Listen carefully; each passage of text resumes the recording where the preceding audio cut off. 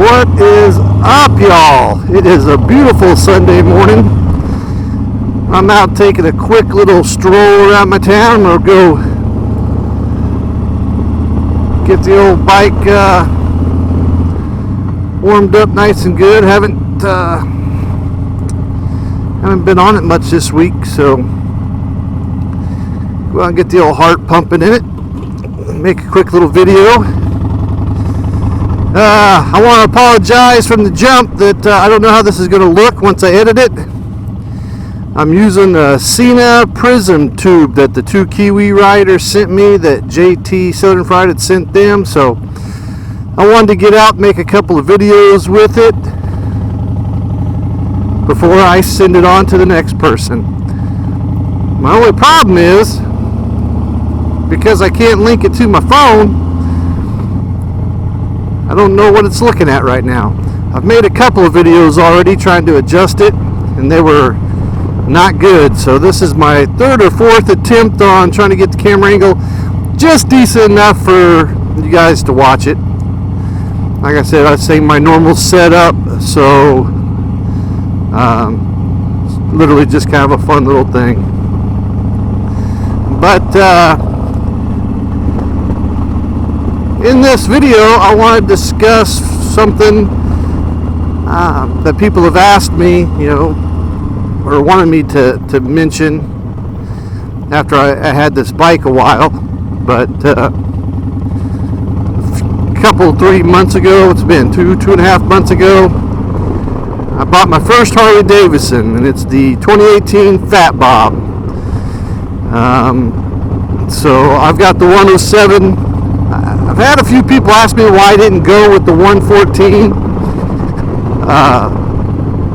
The biggest, I'll be honest with you, the biggest reason was when I was looking at these bikes, I found this one. This was the last 18 within several hundred miles of me that I could find. There might have been some other out there, I don't know, but this is the only one that I found in this Bonneville salt white color, and this is the color that I wanted. So, and I would like to think I got a pretty smoking deal on it, being it was the last 18, and we were finishing up on 19s. I looked at what other dealers were asking for them, what the MSRPs were, and all that BS, because as you guys know, I'm the store manager for a power sports dealership where I sell Honda, Kawasaki items. So, in that world, I know my way around. Wasn't real sure on how Harley did their stuff, and this road's a bumpy ass road. But checking prices, checking this, that, the other thing. After we negotiated everything, I feel I got a great deal, and I'm happy. But anyway, as far as the bike itself goes, how do I feel about the bike? I can wholeheartedly say I love the bike. It is a great bike. It's comfortable. It's got plenty of takeoff power. It goes down the highway beautifully. Next August, big Sturgis trip coming up with a bunch of guys.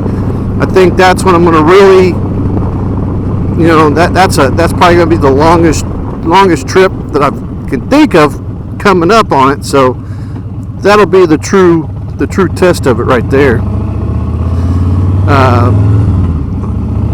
I'm sure I'll come up with some stuff in between then and now, but right now that's the big trip that I'm planning on.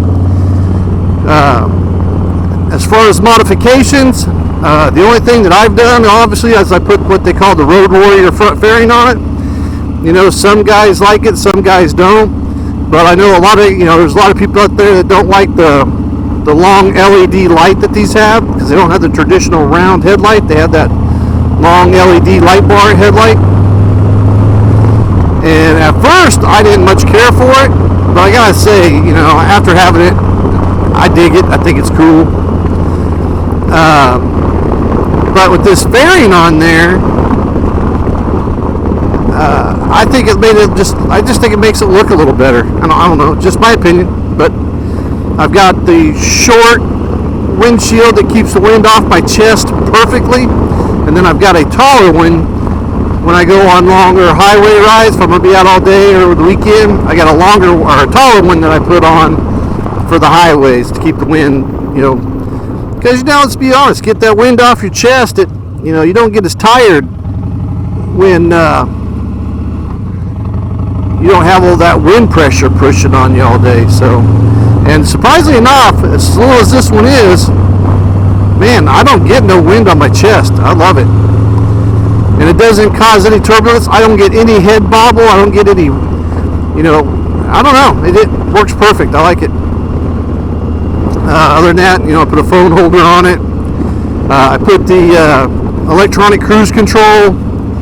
When I bought this bike, my whole thought process was go back to basics. I didn't want all the fancy stereos and all the bullshit. I just wanted a motor and two wheels.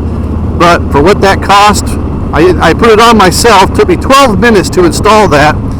And one of the HD dealerships about an hour and a half away did the ECU flash turn on thing for free. So, $200. I had cruise control, so why wouldn't I, I did the Vance & Hines staggered big shots exhaust with the Vance & Hines air filter, along with the Vance & Hines Fuel Pack 3. And that was a given, because the factory exhaust on this thing, I'm sorry, horrible design. I don't know who the guy was that came up with that, but horrible design. But yeah, it had this big, it's a black and white bike basically with these big gold heat shields. So that's it. Did the exhaust, air cleaner, fuel pack, and then I did the cruise control, and then I did these. I don't know if you can see it or not, but did the Kiriakino Industrial Mini floorboards, which this is how I sit. I can't do that. I don't like the stretched out thing, but man, I don't know if you can see it or not, but did those, and then I did some Kiriakin bigger pegs on the back. They're not floorboards, they're just a little wider peg for the wife and kids, and they're a little huge on the bike, but when they're folded up, they don't look that bad. That's it. That's pretty much that's all I did. Oh, Mustang seat with the vintage diamond stitch on it. That the factory seat was actually pretty damn comfortable, but it wasn't for the passengers, so is what it is. But so yeah, I got the Mustang seat with the diamond stitch. I think it looks badass. Got the matching backrest and the matching passenger sissy bar pad, so it all looks good. All matches. I like it. Other than that, that's it. Other than the license plate bracket, I just turned the factory one so it's this way instead of that way. And then I think on the front blinkers, I put the smoked lenses. The rear one still has the red, but that's it. And I really don't plan on doing anything else that I can think of off the top of my head. Rear axle nut covers. Man, it's kind of amazing how you start remembering shit after you've done it. I couldn't remember at first, but so yeah, that there. So just those few little minor things, nothing overly major. But back to what I was saying, people ask me why I didn't go with the 114. So I originally was going to look at the 114, but like I said, I found this leftover 18, brand new, several $1,000s off. I thought, having the 114, I don't know, just wasn't worth it to me, because I knew I was going to do some modifications, and I really, to me, didn't feel like there was that much of an advantage spending the extra money just to have the 114 from the jump. And this way it gives me the opportunity to do some stage building if I so choose, I can have fun upgrading my motorcycle. I do wish I had the ABS brakes. That's the only thing I can say. I wish I did have the ABS brakes. I don't have that. I have locked up the back tire a couple times, but I rode 20 freaking years without ABS or traction control, so I think I can handle it. I think I can manage it. But I guess I didn't finish. I'm sorry. My review of the bike itself. God damn it! I'm sorry. I love the bike, man. It does everything. It's got great power. Once I've done the exhaust, stuff like that, sounds great. It handles great. I'm going to say this. My plan is to, and I can't believe I'm saying it, but I'm putting it out there for everybody as my witness. I'm saying it. Never in a million years I think I would, but I'm saying it. I'm thinking about buying a second Harley. I'm thinking about buying a second one. I never in my life ever thought I'd buy the first one. I talked so much shit. I was such a hater. But I bought this one and I love this bike. Now granted, don't get me twisted. Y'all need to go check out Paranormal Rider's last video where he was doing the whole asshole Harley thing and him doing the douchey Harley stuff that Harley riders do, and it was freaking funny. And I agree 100% with him. I do some of the douchey Harley stuff that I used to talk shit on all the time, but I still own two Hondas. And so I'm not 100% Harley Davidson where that's the only shit I'm going to ride. I still got my Hondas. I still love my metric bikes. But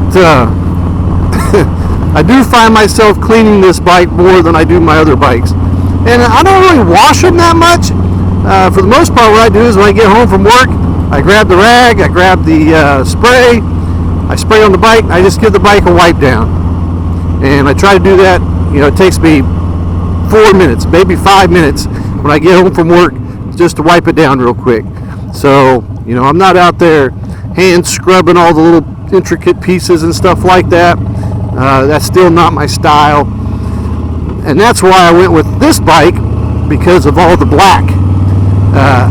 I personally, I don't like chrome. I'm not a chrome guy. If you like chrome, that's your thing. More power to you. So I'm not a big washer guy. I don't really like spending lots of time washing stuff. But I did find myself, I clean this one a lot more often than I do my metric bikes. But as far as the bike handles and performs, oh my God. Thanks for pulling out there.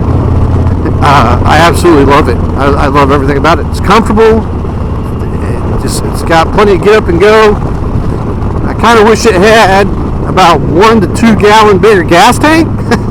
But other than that, man, I'm 100% happy with this purchase.